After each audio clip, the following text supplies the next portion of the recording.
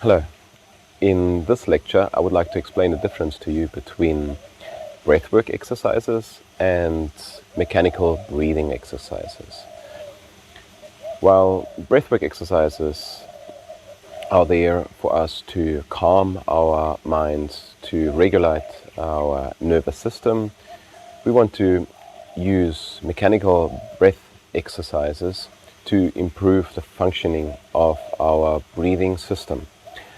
And our breathing is exclusively done by muscles. And the most important one is our diaphragm, you've heard of for sure, which unfortunately is always referred to as belly breathing. But I do want to differentiate between what our belly does when it inflates with air and what our diaphragm does. You can see here with me, when I inflate my belly rises. But with breathing mechanical exercises, we want to make sure that we laterally breathe, sideways. This is also one of the first exercises we are gonna do. But one more time, I want to emphasize that breathing mechanical exercises are there to engage our diaphragm more, make it more effective. We want to breathe sideways.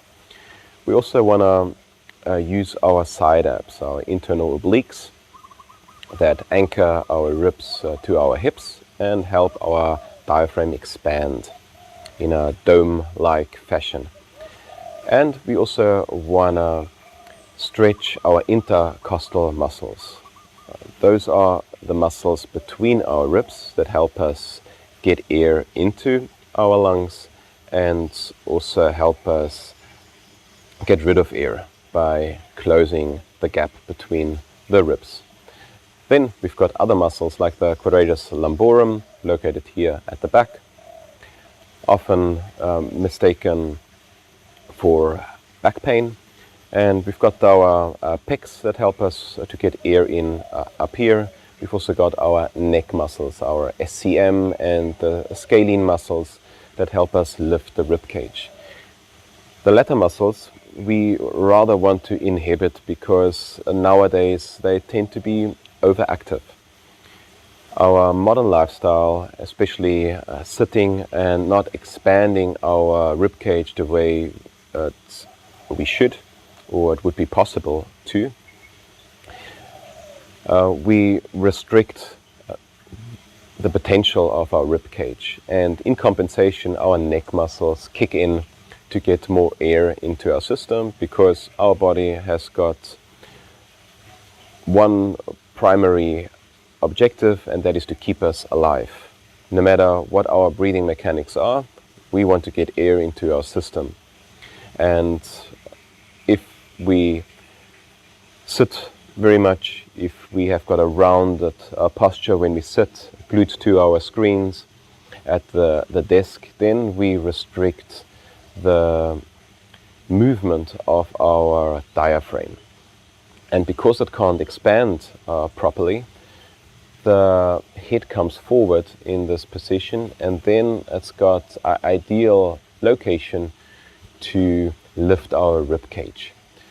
That's not really wrong, because there are muscles that assist in breathing, but the emphasis is on assist, because their primary function is to tilt the head sideways and to rotate the head.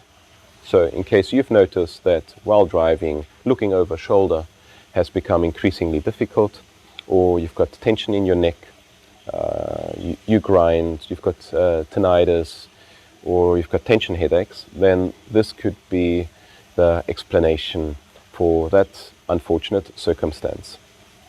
It doesn't have to be the ultimate truth, but the exercises in this lecture I'm going to show you, and also all the other exercises in this course, will help you to improve your breathing capacity. No matter your circumstance, you will definitely benefit from this course.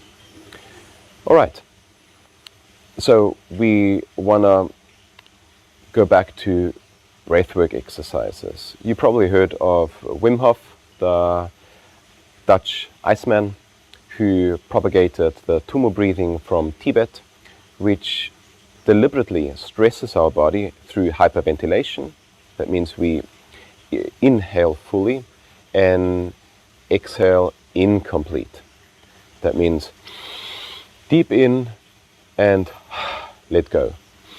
Deep in and let go. And like this we stress our system, but in the pause we take after several breaths of air, our system gets back into relaxation.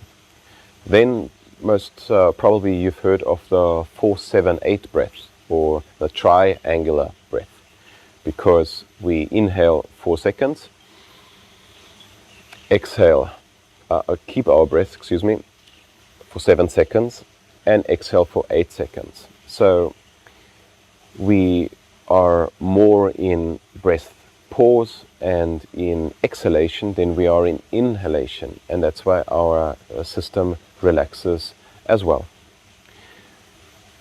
And we can perform this exercise right now. So I hope you sit comfortably in your chair.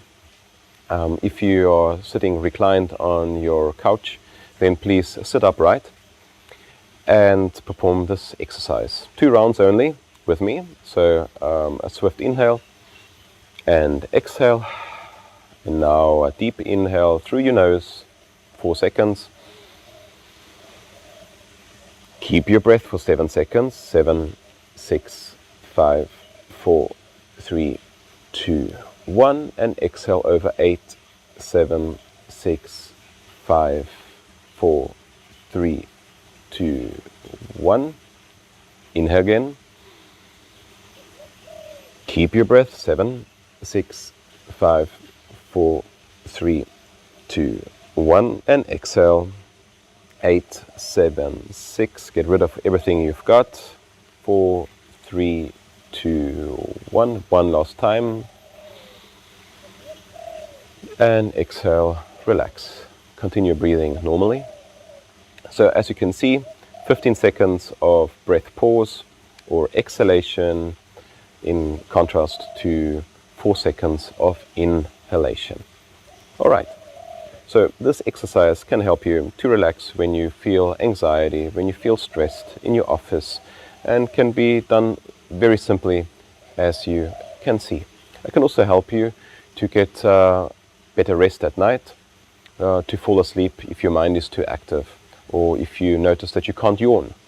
If you can't yawn, it's a sign that you're not in the parasympathetic system, which is for rest and digest, but that you're more dominantly into your sympathetic system, which is more for activation and performance.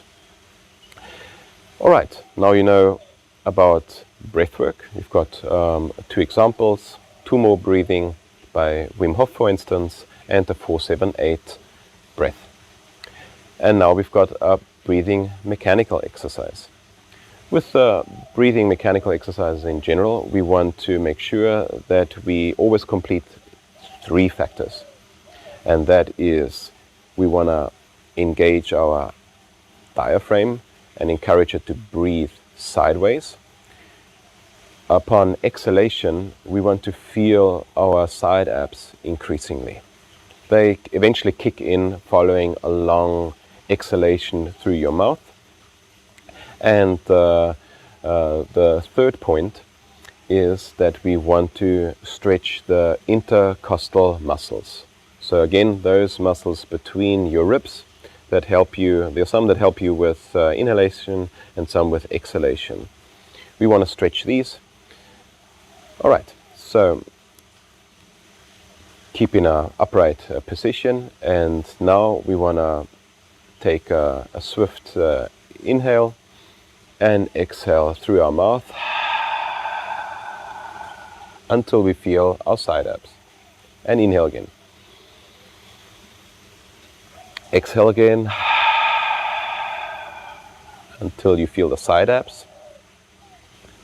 And inhale again. So if you've noticed that your shoulders, for instance, help you to get air in, and you notice that you're shrugging or that your neck is getting shorter, okay, then that might be a sign that your neck muscles are engaging too much in your breath. If you're not too sure, place your hands on your ribs and make sure that your middle fingers touch. We want to visualize the lateral, the sideway movement of the diaphragm. So inhale and exhale now. And you notice that my fingers are overlapping. And now we want to inhale. And as you can see, there's a little space between my middle fingers now. Exhale. My fingers overlap. And inhale, there's a little space between my fingers. Okay. By placing your hands on your ribs, you can visualize the movement of your diaphragm. So that is one factor, lateral breath. Now you know what I mean when I refer to lateral breath. That's not the only movement direction of a diaphragm.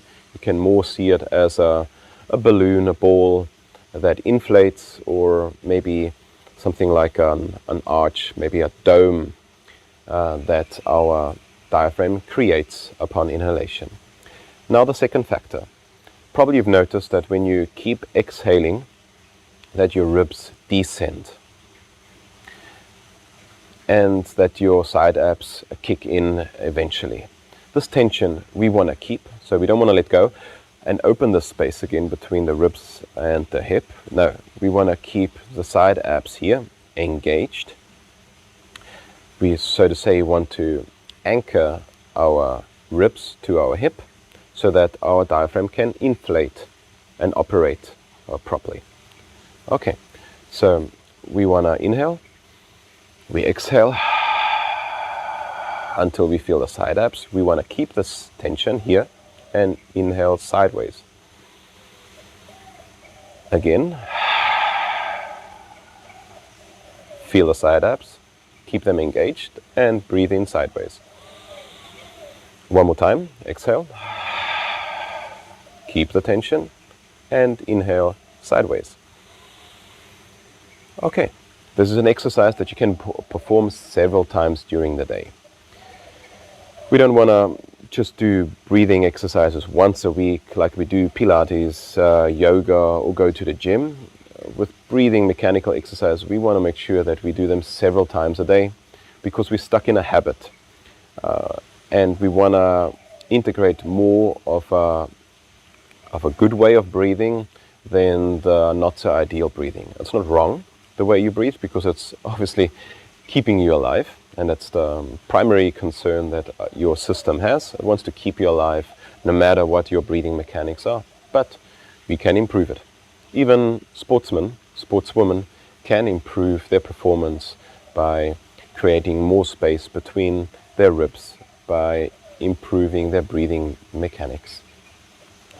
But let's say you sit glued to your screen, as aforementioned, for several hours during the day, then you restrict the movement of your diaphragm, and your neck muscles and other muscles in your body want to jump in to assist in breathing.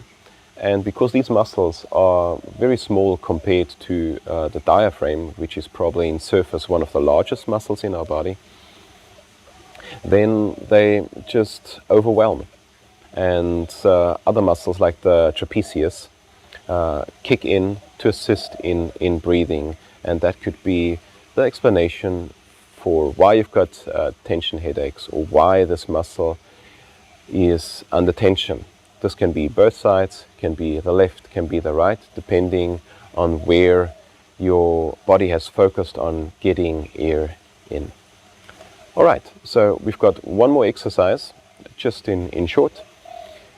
If you've noticed that your shoulders lift while you breathe, it's no problem.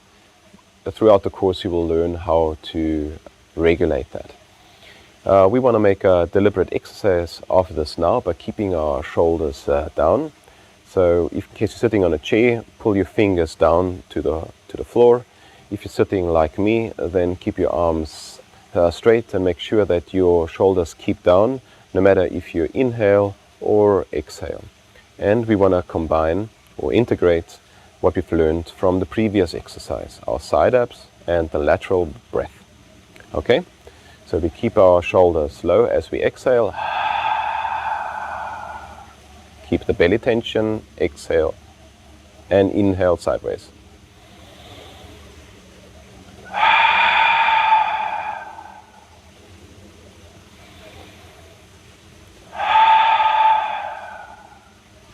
Keep your side abs engaged, lateral breath, while you keep your shoulders low.